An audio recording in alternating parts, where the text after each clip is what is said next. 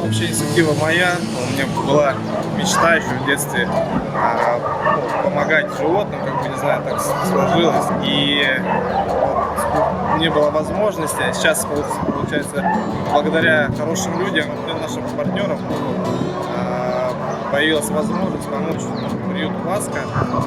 И долго думали об этом, закупили необходимый корм для животных. Нам рассказали, что здесь порядка 600 животных находится в приюте. Конечно, жалко их. Ребята к этому действительно, в общем, очень положительно. Я думаю, что, возможно, это пойдет в традицию помогать